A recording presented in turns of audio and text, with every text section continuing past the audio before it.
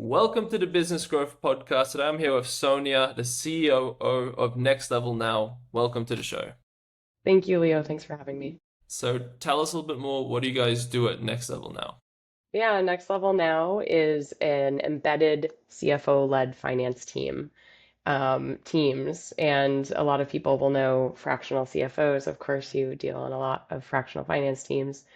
We started that way, but we say we're embedded finance teams because we have 35 employees ranging from CFOs down to controllers, technologists, and bookkeepers. So we install whole finance teams or parts of them into mostly IT companies all around North America. Okay, cool. And what made you guys decide to specialize in like specifically IT companies? Yeah, we've been around for over 20 years, and for 15 of those years, we've been generalists. And it was always really hard on mostly our employees to be able to master an industry. It just, you didn't have that opportunity because you were working with so many different types of clients. So we made the decision to really verticalize about just under 5 years ago. And I came in to drive that strategy. And why did we do that? For a lot of reasons. I mean, it was kind of the perfect ICP for us. They understand co-managed services and outsourcing because they are an outsourced partner themselves. They want to get better and grow. And there's a big private equity and consolidation movement in that market. So we're there to really, help those companies move forward, get the most value that they can out of their companies. If they should want to sell it, we can really help increase their multiple. Okay, nice. Yeah, it makes sense. And like, did you guys have a lot of like IT clients, or how did you specifically pick that one? Because that's sometimes like Yeah. really tricky as well, It, deciding on okay, which specific one. How do I know this is the right decision? Was it like how did you guys do that? yeah, and that is a favorite topic of mine, and I always try to instill that knowledge on our clients too, because MSPs can see tremendous success if they verticalize as well. It wasn't out of a hat, right? We didn't get there from, randomness. Brandy, our CEO, came in with 10, 15 years of experience at a healthcare focused MSP. So they had a vertical as well. And by just being in the ecosystem with her connections still, we had at least five or six, maybe 10 different IT clients, and we all really liked working with them. Our team really liked it. And then, we like the systems. There is real repeatability into the systems that these companies use. They always use a PSA, which is really a ticketing system and a whole management system to do billing and everything. So we decided, hey, if we can learn those systems, we already know ConnectWise is one of the huge ones in the ecosystem. If we can learn a few more and our people can really master these systems, then we can have a huge impact. And it's kind of a no-brainer for an MSP to go with us when we know their systems and language already and their KPIs and what they're trying to do. Yeah, yeah, specialization is definitely helps so much, and just being able to have a standardized thing that you generally have for each new client that you take on, as opposed to figuring out the whole industry from scratch. Yeah, absolutely. And then our employees thrive, right? Because they've mastered a couple industries, or in this case, IT, and they can really make an impact across different clients as they start seeing successes here and there, and bring them to other clients in the ecosystem. So it's not just for the clients and marketing; it's also really for our internal team and their health, mental health, and success with employment Oh here. yeah, yeah, and efficiency, I imagine as well. Um, Yes, yeah. and then how have you seen like the industry change for like the next level now and doing what you guys do? Yeah, there are a lot of firms out there that just do bookkeeping, fractional bookkeeping. We made a very conscious effort to lead with CFO services, and that is you either engage in our CFO services as that is our offering, or we will not work with customers because, well, for several reasons, it's just not as fun. Right? The bookkeeping just isn't as fun for us, being a CFO firm from its inception. Also, bookkeeping, a lot of pieces of bookkeeping are going to be enhanced and replaced by AI. So that's one huge change that we've seen is efficiency, right? Being able to reclaim some efficiency on the bookkeeping and accounting side with AI. That's been a big disruptor. Um, and there are a lot more AI powered bookkeeping apps out there. So I do worry that people will go for those solutions.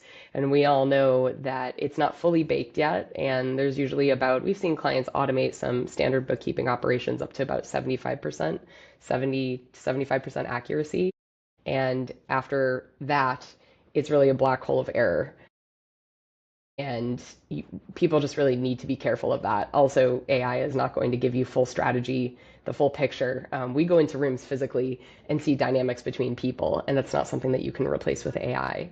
So that's been a big shift. Also, I think in our space, haven't been getting as much pushback about pricing because people are understanding the value of having a strategic CFO on their side, especially when the market is so hot for selling your services company. If you've got any recurring revenue, it's a little more stable than the market right now. So private equity is looking to scoop those up, and people realize that there is a real advantage to working with strategic CFOs well before an M&A process.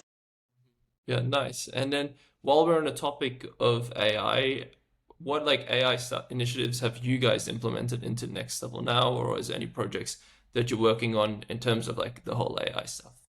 We're working on a lot at once.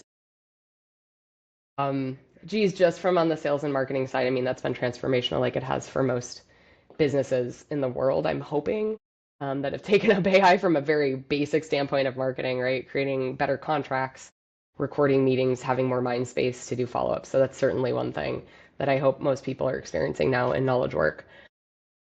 Through our accounting processes, we're constantly, and this is a really interesting thing in accounting, um, not so much in the strategic stuff. So with strategic CFO services and controller services, we've been seeing some efficiencies in automating the close and creating schedules automatically with AI components, certainly. In the bookkeeping realm, it's been a really interesting psychological social science project to understand, right, that accountants especially are not usually going to just raise their hands and say, this is an inefficient process. I don't know why I'm doing it this way because they're used to doing it that way. Yeah. Right? Someone with more of a strategic or outside mindset, like a COO, myself, I'm not a trained accountant. I can look at a process and say, why is that payroll allocation taking 14 hours? That seems insane. But it takes someone from the outside like me looking at that and raising it and saying, how can we do this better? I know there can be a better way. I originally, coming into this company, thought that certainly people are going to know that it's inefficient and that they're bothered or upset by that process and they'll raise their hand. Not usually the case. So it does take other people surfacing the issues to get to that advancement stage. Yeah, yeah, definitely. Yeah, because I used to be an accountant as well, Yeah, and the saying was always like, when you're not sure what to do, just do what you did last month, basically. So, yeah, it is very true. exactly. Like you said, someone takes an outside perspective to just question why you do things the way you do, because sometimes you just get so in the motions of doing the Yes. things that you've always done, you don't think about it. And And that then, might be what someone likes to do, right? yeah, For me, I'm very like high energy social, and it would kill me to do a payroll allocation for 14 hours. I would not be capable of doing that kind of work. So, yeah, that, and another thing that I will be interested in watching is when, 6 months from now, let's say we've got a lot more advancement in what we're doing with AI. How are people going to be handling the extra time or utilization capacity that they have? Are they going to be raising their hands for more work? So this is just an interesting um, part of the whole process that we're in right now. Is what are people going to do with that time? It is not our goal to lay anyone off. We're a pretty lean team. We're not going to have yeah. to do that. But how are we going to now? Are we going to take on more work? Is it possible? It's just we're really in the middle of it. Yeah, yeah, definitely. And then so what is like next? What like next AI things are you guys looking to implement that you can see is really going to help drive that efficiency? Yeah, I mean, we're still in the build process, but we've got some really interesting ideas for client-only KPIs, portals, Ask a CFO. Really, I was in software development for 15 years before this, and it was everyone was always talking about the single pane of glass. And Snowflake came out, and then we were able to, filter data into one data lake. We were able to see things, right? But there was still a massive amount of hard coding and real hard work that had to go into that. Now with AI, it's much easier to scrape data from different systems, put it in the single pane of glass, and start analyzing. So that is going to be kind of our next step and very interesting offering for our clients only, and then maybe we can spin it off. But we have a different way of looking at data from multiple systems with a CFO lens, and so it will be productized in some sort of way. Right. And when you say single plane of glass, is that like a dashboard that just has like all the overall Yeah, metrics and stuff that they look for, yeah, basically? yep. And I've been talking about that. I've been hearing that since, yeah, 2010. I mean, and it's just been very hard to achieve that, right? You have Salesforce, you've got Oracle, you've got Zendesk, you've got so many different systems, and we want to see it all together. It's been very hard to achieve until very recently, very recently. Yeah, and with that, I find like making sure the data is accurate as well is also really important because I was like a data analyst for a period of time, and then because depending like how you classify different things as well can have like a really big impact on the end data that you show. Sure. So I imagine that's also something that's going to be really important for something like that. Garbage in, garbage out, Yeah, 100%. But not so much anymore, right? Because now we can create rules and say, oh, right, and by talking to an agent saying, well, look out for that anomaly. And I think they, didn't do this to the balance sheet last year, so let's do this instead. I mean, you're talking instead of finding anomalies and trying to code around them. It's just, or trying to get all of the source data in perfect shape is horrible to have to do, right? As you know. yeah. So if we can now speak to the agent instead of having to make everything perfect, it is now it's possible for SMBs. Like the single pane of glass, I think has been much easier to achieve for large companies large companies with big budgets for engineering and data and software development. A $5 million company should be able to see their utilization rates, their tickets, their profitability by product line, see what's working, see what's not. This is all achievable stuff now, and I'm pumped about kind of the liberation of data and technology that small companies will have now. Yeah, yeah, definitely gives more access to them now without needing the big budgets. And then how about what are some other like goals that you guys are working towards for the rest of the year? We're always team building and training. I mean, that is kind of and I'm sure other CFO and accounting firms um, can really appreciate this. You're hiring experienced people, and with that, they come with their own practices. It's pretty black. Sometimes it can be black and white, especially with accounting. You either know how to post transactions or you don't. When you come to an industry, though, you have to learn this industry, and then you need to know how to bill. Billing is probably the biggest gotcha that we have in the transactional space of working in the IT industry. It is very nuanced. There are a lot of different vendors that these companies are buying things from and reselling them and marking them up. We've got projects versus unlimited support versus, right? So it's understanding the drivers of the industry. Why do they have such a big software spend? How is this stuff managed? What do these acronym mean? What do these acronyms mean? And that has been our biggest barrier to onboarding is learning the industry. So we are investing heavily in training programs, cohort style learning for new people because we have a very good pipeline.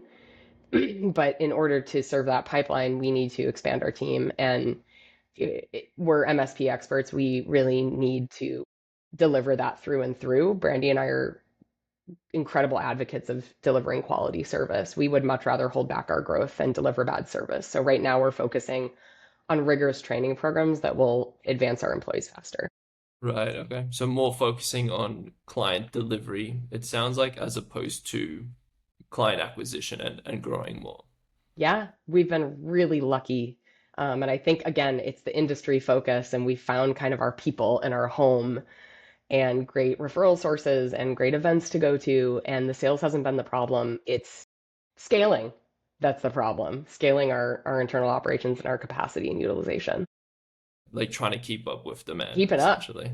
Yeah, Yeah. Keeping up and then controlling that. And so right now, I mean, we're not onboarding for 2, 3 months with new clients, and they're yeah, okay to wait. And we need them to wait because I'm not going to put someone who's unprepared in there with them. And it's again, yeah, it's the industry and the way that we work as a team. You have to be taught that. If you yeah, come from a tax audit firm or a big five or whatever, you're going to come here and not know how to operate and use your team and be Hmm. really efficient and work well together. So that is, we Yeah. actually teach our people how to work at next level. Hmm. Nice. And it's a good problem to have too many clients on the door and wait lists. So I'm curious, you said like you guys have like a marketing strategy. What would you say has led to the success to be able to have so much demand and just saying like, wait, hold on, we need more people to service this Yeah. demand? I mean, it's a compilation of a lot of things. I think we found a great market. We understand it and we're authentic. Like, I just think that's hard to come by. So, I have a great marketer who I work with, and I direct that part of the company. Um, it's the authentic voice that we've brought, and then AEO has been phenomenal. A great book to read is They Ask You Answer. It kind of gets to the basics of inbound marketing, which HubSpot coined the term 15 plus years ago, and I'm still doing that. We're still just talking about what people want to hear on our blog. We're doing webinars with partners that matter. And people are now finding us through ChatGPT by talking to them, right? Talking to it. And we're coming up, which is like just music to my ears. And we haven't had to pay people to do that. We're not paying for SEO or AEO, right? That's kind of the liberation of the AEO model too. It's unpaid today. Yeah. We're going to see how that shapes up though in future. Nice. So it sounds like doing quite a lot of different things. What would you say has been like the biggest successful thing in terms of like marketing efforts to for client acquisition? It has been it's been all those things, but I think the most valuable thing that could directly impact pipeline in the shortest way possible is Yeah. making the right connections and finding that home. And it's been, communities of IT folks that we didn't have that in my past. I was selling SaaS software before. There wasn't really a community of business owners and Yeah. we weren't industry focused either. We were really agnostic, so it was hard to find a home. We've niched into this little community. Mm. It's not that little, but they're little subsets of communities, peer groups, educational kind of components and companies, and have partnered with them and made really great relationships that Mm. are win-wins. Like, I hate the term, but it's true. It's a win-win-win, right? Where the client wins and we win.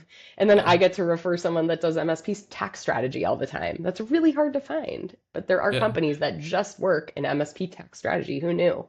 So Mm. it's creating that authentic relationship, and I there's no money exchanged in these relationships. It's purely sharing the wealth and having um, our authentic self out there and wanting to help people. It comes back around. It Yeah. really, I really truly believe that. Mm. Nice. Yeah. And it's like the riches are in the niches, essentially, like Yeah. what you're saying. Yeah. Yep. And Yep, I 100%. And I do want to caution people, right? And everyone listening may think, oh, it's really risky. What happens if we have a COVID for IT companies, right? Like, there's certainly a risk, right? There's certainly a risk. Right now, it's not 100% of our customer base, though. And we are forward thinking maybe 2 years from now. Is there another vertical that we're strong in? Mental health care, there, behavioral health care. There are a couple that we have little, again, niches in that we're going to start exploring that as well. Or maybe it's different parts of the technology and IT security ecosystem, perhaps. But I'm really not too scared that anything super dramatic is going to happen to that industry in the next 2 years. yeah. AI is going to be a disruptor, but it's not going to crash the industry. Yeah. Yeah. And it's good to like hear like you're looking at diversification a little bit as well, just for in case and forward thinking. I know we're starting to run out of time here, so let's finish on like what's been one of like the most valuable lessons that you've learned in business or Oh and from boy. what you're doing. Well, I'm a Or new, sorry to bury the lead, but Brandy and I purchased the company from the founder in Q1 of this year, or actually December of 25. Um, it's kind of like the same, congruent with, I'm a somewhat new parent too, congruent with everyone always tells you you don't know until you do it, right? It's a different feeling owning a business. It's wild. Just like being a parent, you don't know what's coming at you until it happens. Um, it is a lot of work, but there's a lot of reward too. And it's neat to be in that position where finally I own something substantial where we've got 35 employees that are depending on the success of this business, and it changes things. I was a dedicated, massively dedicated employee for my whole career, but it changes things. And if you treat your employees and your people well, you will get it back in spades. So there's just people say it all the time, but if you treat your employees fantastically, fairly, give them opportunity for growth, you will get loyalty and you will get respect and you will get happy clients in return. So focus on your employees and your culture will shift and your clients should be happier. Yeah, nice. Well, I appreciate you coming on. It's been great chatting. Could go a lot longer. Yeah, Where thank can you, people Leo. go to learn a little bit more about you and what you guys do? Yeah, on LinkedIn, trying to make more of a presence. I'm also kind of trying to sort things out on TikTok a little bit. Okay, So, nice. yeah, find Next Level Now .net on is our website. We're all over LinkedIn and Sonja Pomerleau on LinkedIn. Next Level Now. Is Yeah, that okay, cool. Well, I'll put those links in the show notes below. I appreciate you coming on. You guys have great? been listening to the Business Growth Podcast. Until next time, keep growing.